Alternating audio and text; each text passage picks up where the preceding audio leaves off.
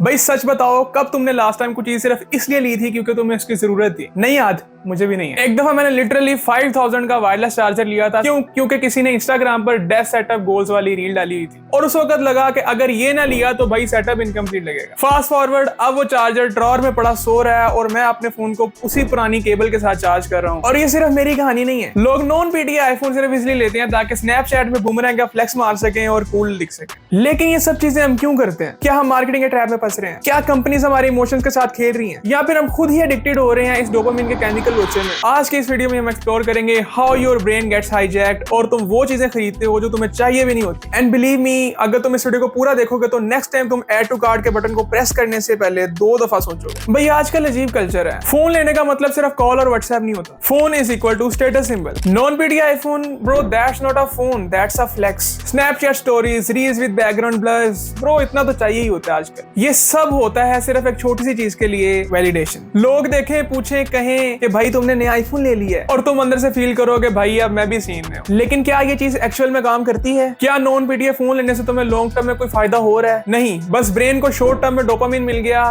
That's all we care about. अब बात करते हैं इस सब के पीछे असली मास्टरमाइंड की, जो कि है न्यूरो मार्केटिंग। सुनने में काफी ज्यादा कॉम्प्लिकेटेड लगता है लेकिन इट्स वेरी सिंपल। ये वो टेक्निक है जिससे कंपनीज हमारे ब्रेन का रिमोट कंट्रोल ले लेती हैं। इमेजिन करो तुम मॉल में वॉक कर रहे थे, कोई प्लान नहीं था खरीदने का, फिर अचानक तुम एक शू स्टोर के सामने रुक जाते हो। म्यूजिक लगा हुआ है परफेक्ट सा, सॉफ्ट लाइट्स पड़ रही हैं शूज के ऊपर और एक प्यारी सी सेंट आ रही है लग्जरी फील वाली। भाई ये सब रैंडम नहीं होता, ये तुम्हारे सबकॉन्शियस को टारगेट करने का एक सिस्टम होता है। Neuro marketing is equal to psychological trap. Brands तुम्हारे ब्रेन के बाय नाउ बटन को प्रेस करते हैं बिना तुम्हें पता चला है। कलर्स, साउंड्स, इवन फॉन्ट्स, सबका कोई ना कोई पर्पस होता है। रेड क्लियरेंस टैग देखा, वो तुम्हें अर्जेंसी फील करवाता है। लिमिटेड टाइम ऑफर जब तुम सुनते हो तो इंस्टेंटली फोमो ट्रिगर होता है। तुम्हें लगता है कि डिसीजन तुम्हारा है लेकिन असल में वो डिसीजन तुमसे करवाया जा रहा होता है। साइंस को मार्केटिंग में घुसाकर ब्रांड्स तुम्हारी अटेंशन कैप्चर करते हैं और तुम्हारा वॉलेट खाली। ये कोई एक्सीडेंट नहीं है, ये इंटेंशनल ब्रेन मैनिपुलेशन है। और जब तक तुम इसको समझोगे नहीं, चॉइस का इल्यूजन लेकर तुम खर्चे करते रहोगे। Let me explain. तुम्हें लगता है कि तुम प्रोडक्ट की क्वालिटी देखकर डिसीजन लेते हो, नहीं, ज्यादातर तुम्हारा डिसीजन प्रोडक्ट की पैकेजिंग देखकर ऑलरेडी हो चुका होता है। Example,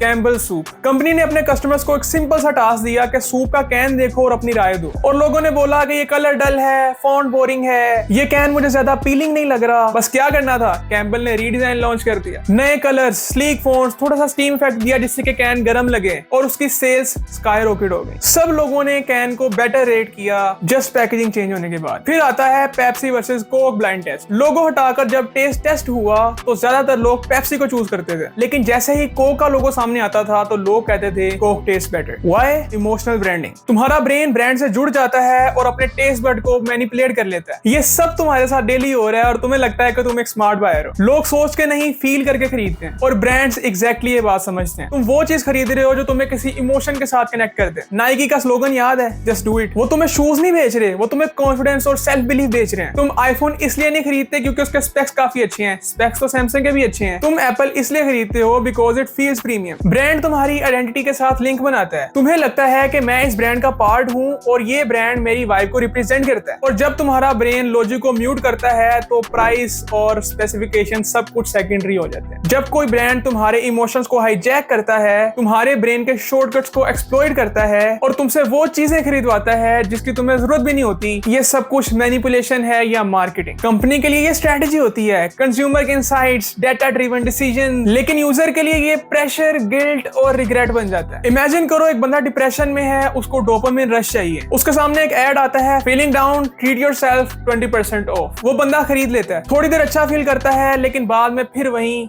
regret. अब ये कंज्यूमर की रिस्पॉन्सिबिलिटी है कि वो समझे या ब्रांड की रिस्पॉन्सिबिलिटी है कि वो एक लिमिट सेट करे? ये एक ग्रे जोन है, लेकिन जब भी पैसा और पावर इन्वॉल्व होता है तो एथिक्स सबसे पहले कंप्रोमाइज होते हैं। और तब तुम बायर नहीं रहते, तुम एक प्रिडिक्टेबल पैटर्न बन जाते हो जिसको कंपनीज मोनेटाइज करती हैं। तो नेक्स्ट टाइम जब भी तुम किसी शॉपिंग मॉल में जाओ या इंस्टाग्राम को स्क्रॉल कर रहे हो, थोड़ा रुककर सोचो कि मुझे ये चीज चाहिए भी या नहीं, या ये कोई और बंदा डिसाइड कर रहा है। अगर इस वीडियो ने तुम्हें थोड़ा सा भी सोचने पर मजबूर किया, देन लाइक दिस वीडियो और चैनल को सब्सक्राइब कर लो for more content like this.